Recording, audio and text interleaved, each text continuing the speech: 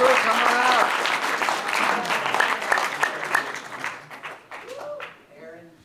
Also, Dusty, everybody come up. Oh, we actually have two of our producers actually ran a very important errand before this because Slamdance is turning 30, and today is actually Sarah Coffey's 30th birthday, and they brought a cake. If everyone wants to sing happy birthday, I guess we don't have time for that. But after, let's do it now. Let's do it now. Okay, very quick. Happy birthday to you. Bring it up. Happy birthday to you. Happy birthday, dear Sarah. Happy birthday to you. Yeah. Just make sure like that. It's not automatic. It's a chocolate cake. Wow. Is it real? Wow. Free. We'll give the audience. Everyone gets a slice. A bite. So I'm sure you all have a lot of questions. I just wanted first to start with you, Dusty. Dusty, come on up. You did the show before. So we'll start with the short, and then check if that one is working before it didn't work, and then we'll move to the feature. So tell us a little bit about the genesis of the film, and is this the world premiere of the film? This is not the world premiere, but it is the world premiere in our hearts. Okay, awesome. So how did it feel seeing it here at Slamdance? It was pretty amazing. Seeing it amongst all these people, I don't know, I'm speechless. So thank you for showing up. It's awesome. And what was, give him a round of applause.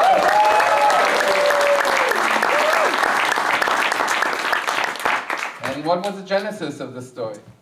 Me and my two companions that worked on this, me and Mike were looking for a new project after a previous project, and a buddy of us hit us up, said, hey, you gotta meet this guy. Met him for coffee. Told him to stop talking, we're gonna get everything else on camera, and that's how it happened. And we followed him around for quite some time, and you saw it in the movie, so yeah. Well, awesome. All of you come on here so the audience will see you, not have to look at the side. We don't have a lot of time, so for all of you, everybody's going to stay here so you can ask them questions later. But I'll 3 questions to the short before we have to move on to the other one in the limited time we have. Anyone?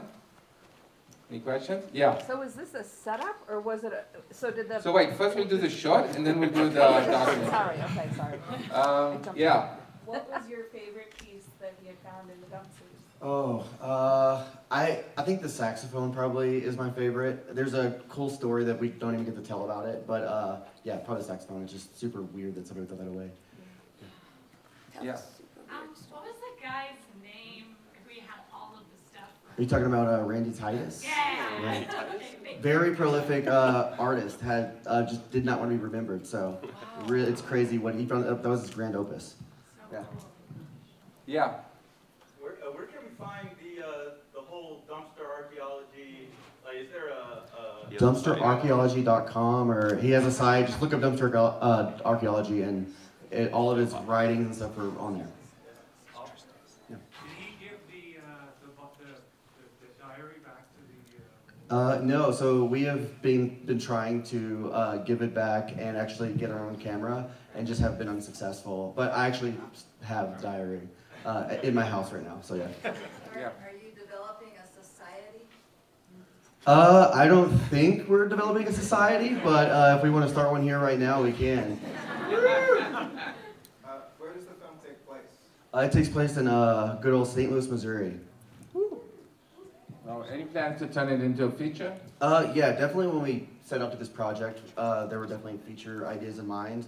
There's so many stories that he's uncovered, and there's a lot of stuff that he hasn't been able to tell that would be really awesome to explore. Okay, we have so limited time, so we'll move to the documentary, but if people have questions to Dusty, he's going to be around. That's one of the hard things in Slamdance. We have so much amazing movies and so little time for the Q&A because we were trying to allow so many filmmakers to show their films here. Okay, so I'll start, and then if anybody else has questions. Dumpster archaeology!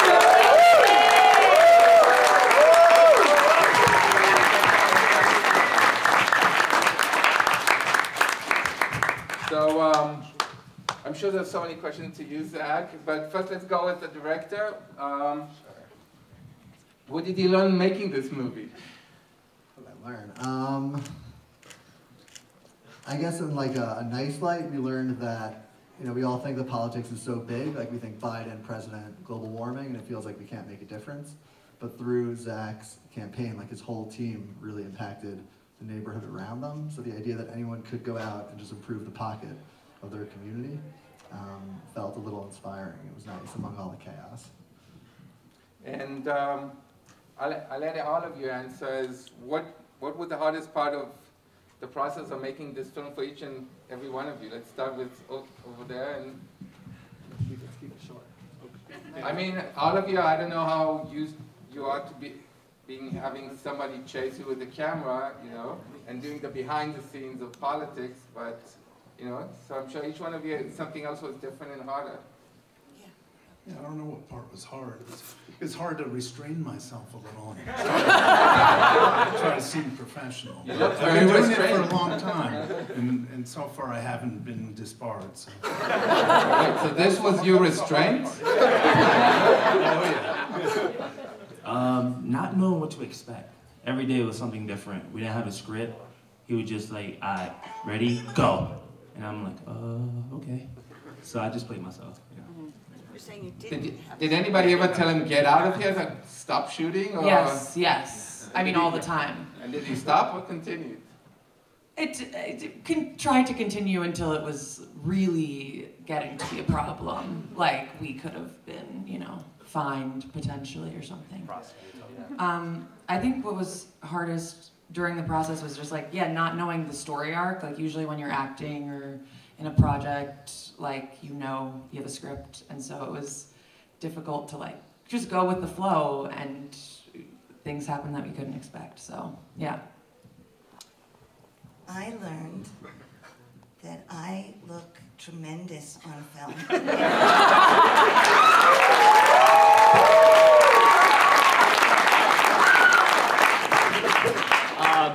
Infiltrating Gail Brewer's campaign. That was the most difficult thing to do. She runs a very, very tight ship. We pushed to try to get a speech, we pushed for a lot of stuff, but she's fantastic at what she does. It really got in there. Probably the uncertainty that this was a 7-month shoot, because it was the whole campaign, September to June, and this whole team just signed up for it, not knowing what would happen. So we had to film for 6 months before that scandal happening, just hoping this might take off, which is a huge risk, but in COVID we had nothing else to do. So we just rolled the dice and hoped for the best. And you guys are all the first people seeing that reveal all the way at the end of Zack facing the camera. Nobody's seen that yet. So this is news to the world that hopefully you keep secret. I don't know. Undeniably, the poll results was the hardest for me. I think the zooms, we only showed a fraction of the zooms. There's a lot of zooms. So many. Every day, constant, and yeah. So, but Joe, we did a great job preparing and going through the issues, yeah. Now for you, Zack, seeing this film, are there things you felt maybe you should have fought to have in the movie? Are there things you feel maybe should have not been in the movie? Because it's usually, you know. Things I wouldn't want in the movie. I mean, I kind of made my peace with the big thing. That was the plan. So. I accepted that a long time ago. No, I think I'm happy with what ended up in there. I feel good about it. I hope everyone agrees. Yes. Yeah.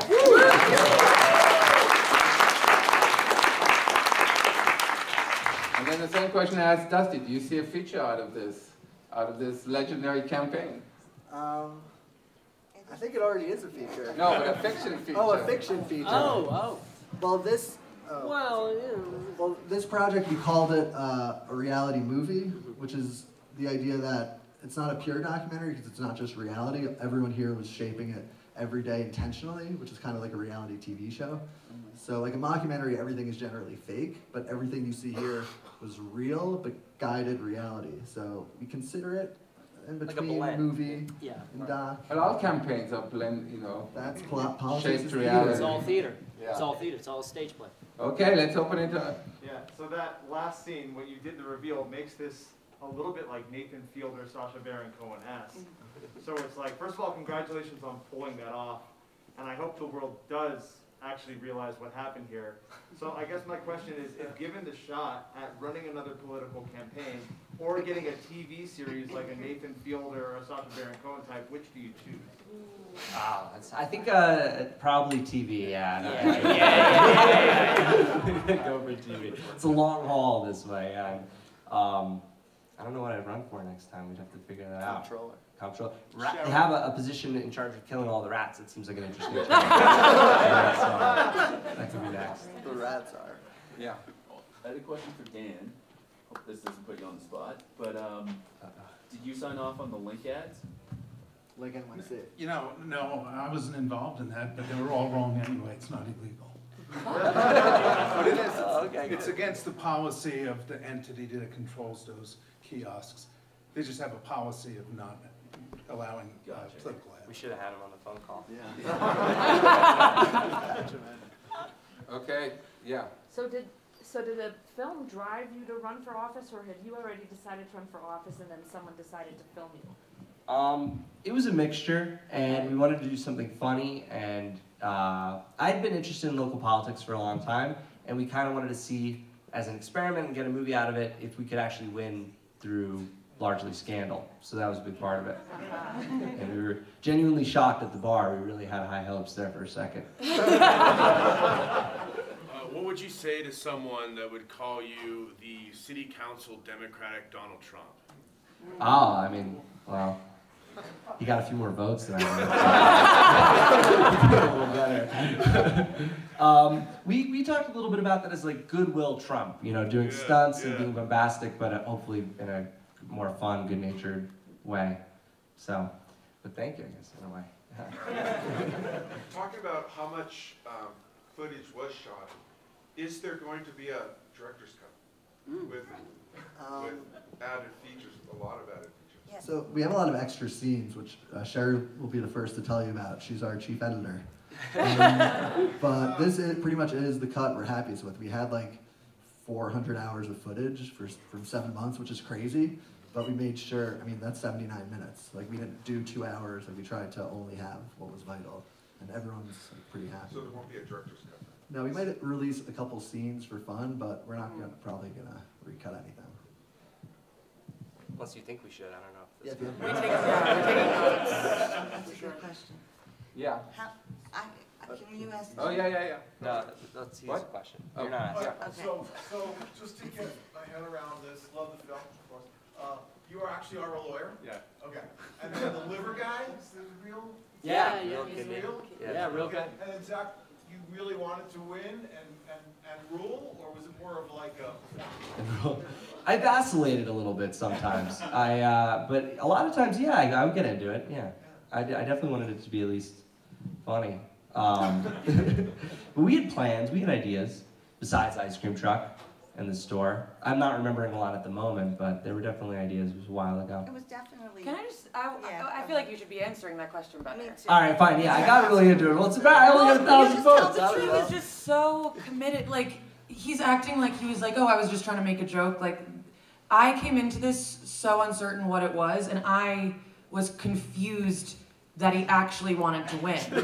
They had all these things I had to memorize about the campaign that were like political things, and it was just like very real. It felt very real at the time, and I think it had to be real to capture what we captured, so that's what I think. Okay, I feel the exact opposite. only in the sense that I would... No, Into the mic. No, you know what? We'll do it privately. Okay. Commentary, the director's commentary. Okay, I just have a question for the mom. So Mom, what did you think about the movie? I love it. I mean, he promised me that my face would be blurred. I was like Gail Brewer's We're still older working on that. sister. We're still working on that. I think Sherry's the best part of the movie.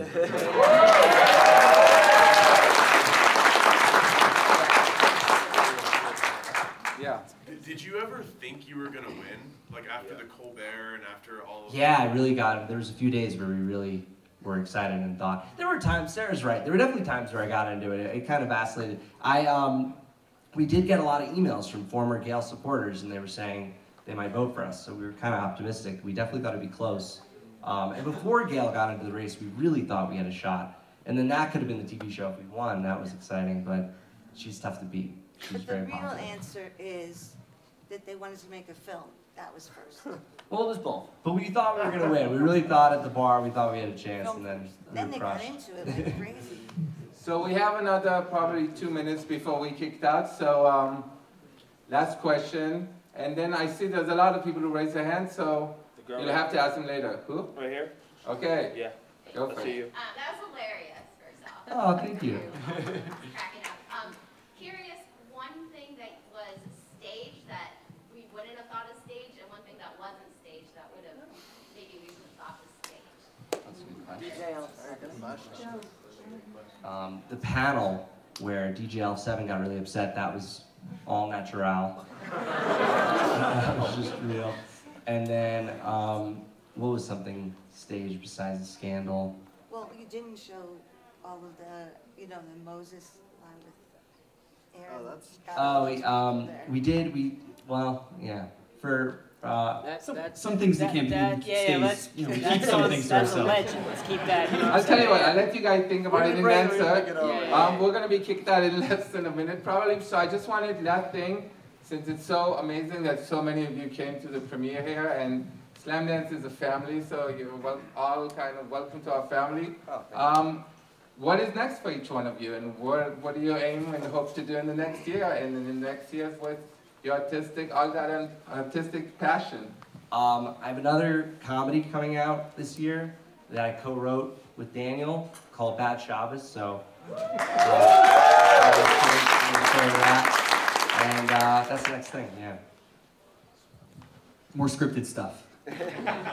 Yeah, that comedy, and then hopefully others that take less time to film. I'm returning to my ballet dancer roots, and I'm currently working on the new show from the makers of Sleep No More. Right. I was thinking of killing myself. Keep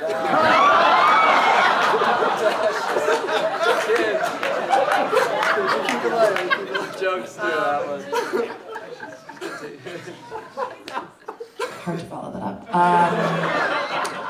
I mean, I hope to become an indie darling, you know. Just put me in films. I'm good. Season 2 of The Adventures of F-Boys coming out on YouTube, and I got 3 horror scripts. Hello, It's Me, and The Guardians of the Devil Cabin. We've got a trial coming up. Crazy. And then after that, I hope to get an adult diaper ad or something.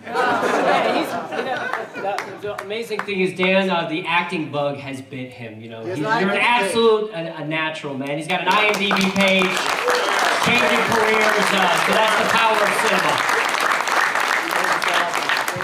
Okay, listen, thank you all for coming. Thank you, guys. And don't forget to vote, and thank you to Dusty for the short and for this amazing film. Thank you all. The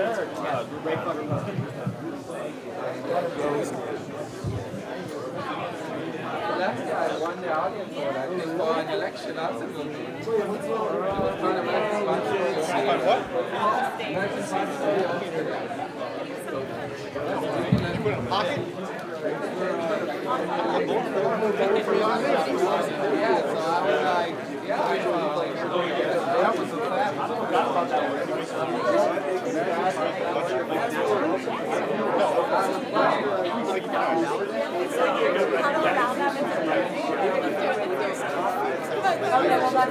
Oh, yeah, you